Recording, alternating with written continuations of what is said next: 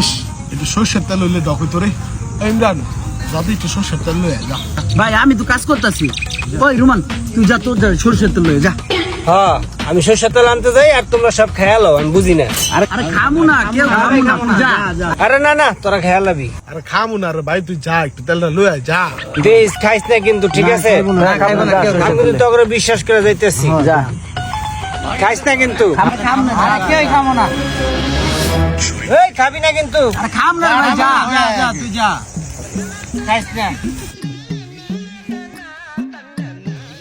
কি রে রোমান রে পাঠাইলাম আধা ঘন্টা হয়ে গেল, এখনো তেল লয়ে আইতেছে না। এনে যাইতে লাগে 2 মিনিট।